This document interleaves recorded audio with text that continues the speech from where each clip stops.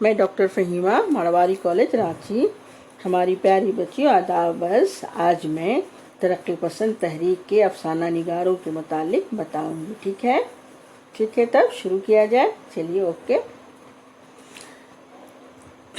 शायर के बाद तरक्की पसंदों ने जिस सिन्फ पर सबसे ज़्यादा तवज्जो दी है वो है अफसाना निगारी। इसमें कोई शक नहीं कि तरक्की पसंद तहरीक ने न सिर्फ इस सिन्फ काबिल कदर इजाफा किया है बल्कि उर्दू अफसाना निगारी को बुलंद पाया अफसाना निगार भी दिए। हयातुल्लाह अंसारी, कृष्णचंद्र, सादत हसन मंटू, असमत चगताई, राजेंद्र सिंह बेदी, उपेंद्र नाथ अश्क, अख्तर उरैनवी, अख्तर अंसारी, अहमद नसीम कासमी, देवेंद्र सितार्थी, बलवंत सिंह ने इसी तहरीक के तहत अपने फ़न अफसाना निगारी को परवान चढ़ाया। समझिए, सब तरक्की पसंद तहरीक के काबिल ज़िक्र अफसाना निगार हैं। ठीक है। तरक्की पसंद तहरीक के ज़ेरे असर लिखे हुए अफसानों में से पहले अफसानी मजमू अंगारे का जिक्र कर देना भी ज़रूरी है, जिसने काफ़ी हद तक तरक्की पसंद अफसाना निगारों के लिए राह का तयन कर दिया था। अंगारे में सज्जाद ज़हीर, महमूदुल ज़फ़र, रशीद जहां और अहमद अली के अफसाने शामिल थे। अवाम के त्रास पर इस मजमूए को ज़ब्त कर लिया गया। समझ गई। उसके बाद आ जाते हैं इसमें कृष्णचंद प्रेमचंद के बाद उर्दू अफसाना निगारी में जो कदावर नाम आता है वो कृष्णचंद का नाम है। इनके यहाँ मौजू और तकनीक का जिस कदर ज़्यादा तनव्वुर नज़र आता है वो किसी और अफसाना निगार के यहाँ नहीं मिलता। इनके अफसाने हकीकत और रोमान का हसीन इम्तिजाज नज़र आते हैं। वो ज़िंदगी के तल्ख़ हक़ाइक़ और रोमानी अंदाज में इस तरह पेश करते हैं कि हकीकत को तल्ख़ी शीरनी में बदल दी जाती है। समझ गए।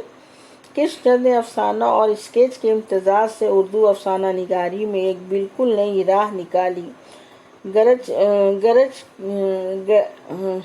निकाली। गर्जन की एक शाम, जिंदगी के मोड़ पर, बालकोनी, 2 फरलांग लंबी सड़क, महालक्ष्मी का पुल इनके नुमाइंदा अफसाने हैं। इन्होंने तरक्की पसंद को इंतहा पसंदी को अपनी तख्लीक पर नहीं पढ़ने दिया। समझ गए। इसके बाद आते हैं हयातुल्लाह अंसारी। हयातुल्लाह अंसारी के नज़दीक बेलाग हकीकत निगारी से अफसाना निगार का नज़रियात होना चाहिए। आखिरी कोशिश जैसे अफसाने में नहीं, उर्दू के दौर अव्वल के अफसाना निगारों में शामिल कर दिया। वो प्रेमचंद स्कूल ही की रवायत से वाबिस्ता हैं। इनके अफसाने प्रेमचंद के कफन की खूबसूरत तोसी नज़र आते हैं। काला देव और राजा हंसबंसी इनका नया अफसाना तजुर्बा नज़र आते हैं। इनकी मशहूर कहानियों में शुक्रगुजार आँखें, भीख, माँ और बेटा, 12 बरस के बाद और सहारे की तलाश शामिल हैं। फिर इसके बाद इसमें आते हैं सादत हसन मंटू। सादत हसन मंटू भी तरक्की पसंद अफसाना निगारों में अहम मुकाम रखते हैं। अगरचे इनकी बढ़ी हुई अनानियत पसंदी की वजह से वो तहरीक से कटी गए, लेकिन इसमें शक नहीं कि मंटू अफसाना निगारी के फ़न पर पूरी कुदरत रखते हैं। उन्होंने जिन्स को अपने अफसानों का मौजू बनाया और ज़िंदगी की बड़ी घिनौनी और मकरूह तस्वीर पेश की, लेकिन बड़ी फ़नी महारत और चाबुकदस्ती के साथ। इनके अफसानों में वाक़या निगारी के बजाय किरदार निगारी पर ज़्यादा जोर मिलता है। वो अपने किरदारों के जहनों में झांकते हैं और उनके जहनों में छुपी गंदगी पर बेरहमी से निश्तरजनी करते हैं। तौबा टेक, काली शलवार, नया कानून, मुज़ील, ठंडा गोश्त, खोल दो और बू उनके मशहूर अफसाने हैं। समझ गए। इसके बाद आ जाते हैं राजेंद्र सिंह बेदी। राजेंद्र सिंह बेदी का शुमार भी उर्दू के मुमताज़ अफसाना निगारों में होता है। वो इंसानी नफ्सियात से बखूबी वाकिफ़ हैं और ज़िंदगी की छोटी छोटी हकीकतों को अपने अफसानों का मौजू बनाते हैं। कहानी कहने का फ़न उन्हें बखूबी आता है। उनके किरदारों में तख़य्युल की रंगीनी भी होती है और पुख्ता कारी भी। गहरी जज्बातियत किरदारों का तहलील नफसी और पस मंज़र में सजी ज़िंदगी यही होती है। ان کے افسانوں کا موضوع زبان و بیان کی چند ناہمواریوں کے باوجود انہوں نے اچھے افسانے دیے ہیں۔ گرہن، کوکچلی، لاجونتی، بھولا، اپنے دکھ مجھے دے دو ان کے مشہور افسانے ہیں۔ سمجھ گئے؟ اب دیکھیے آتی ہے عصمت چغتائی، جو بہت ہی مشہور افسانہ نگار ہیں۔ منٹو کی طرح عصمت چغتائی نے بھی جنسی کو اپنا موضوع بنایا۔ مسلم متوسط طبقے کی لڑکیوں کے گھٹے ہوئے جذبات کو بڑے چٹخارے اور دار زبان میں پیش کیا۔ جذبات نگاری میں انہیں مہارت حاصل ہے۔ عصمت چغتائی ایک مصور نہیں، ایک فوٹوگرافر کی طرح جو کچھ نہیں نظر اسے پیش کرنے میں انہیں کوئی جھجک نہیں ہوتی یا خوف نہیں ہوتا۔ ایک عورت ہونے کے باوجود بے جھجک جنس جیسے موضوع پر بے باکی سے اور سلیقے سے اظہار خیال کر لیتی ہیں۔ چوتھی کا جوڑا اور لحاف ان کے نمائندہ افسانے ہیں۔ سمجھ گئے؟ اپیندر ناتھ اشک کا شمار بھی ترقی پسند افسانہ نگاروں میں کیا جاتا ہے۔ انہوں نے نچلے متوسط ہندو گھرانوں کو پیش کیا ہے۔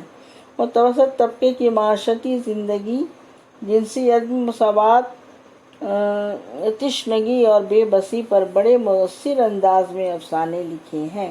ان کے اہم مربوط اور کہانی دلچسپ ہوتی ہے اور اختتام ایک بھرپور مجموعی تاثر پر ختم ہوتا ہے۔ سمجھی؟ کاکڑواں کا تیلی، بیگن کا پودا، چیتن کی ماں ان کے مشہور افسانے ہیں۔ اختر ارینوی بھی ان کے بعد آتے ہیں۔ اختر ارینوی نے وحدت میں کثرت میں کوزہ میں دریا بند کیا ہے۔ ان کے افسانے فنی معیار کے عین مطابق ہوتے ہیں۔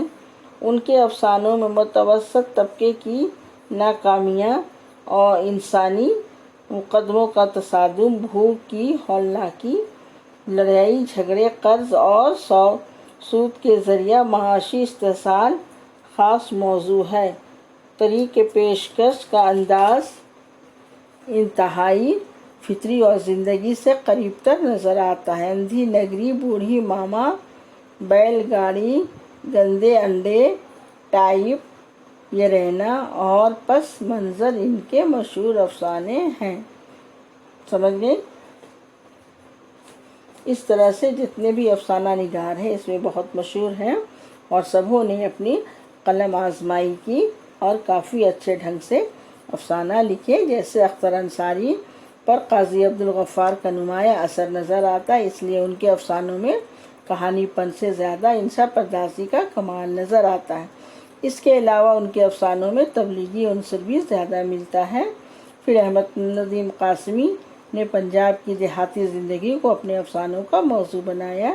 ابتدا میں ان کے افسانوں میں پنجاب کا حسن، موج مستی پوری طرح نمایاں تھی، لیکن بگولی میں انہوں نے پنجاب کی تلخ حقیقتیں بھی پیش کی اور بگولے کی ابتدائیہ میں یہ کہا: تیری نظروں میں تو دیہات ہے فردوس، مگر میں نے دیہات میں اجڑے ہوئے گھر دیکھے ہیں۔ ان اجڑے ہوئے گھروں کی کہانی احمد ندیم قاسمی نے مؤثر انداز میں سنائی۔ الحمدللہ، سناٹا ارتقا، نمک حلال، افق حجر گفارہ، آتش گل اور کفن دفن جیسے ان کے افسانے فنی اعتبار سے بہت بلند پایا کے ہیں۔ سمجھ گئے؟ اس طرح سے آج ہم نے آپ لوگوں کو مشہور افسانہ نگار ترقی پسند کے ان کے متعلق بتایا۔ ٹھیک ہے؟ اور سمجھ میں آ گئی باتیں؟ چلو اوکے، اللہ حافظ۔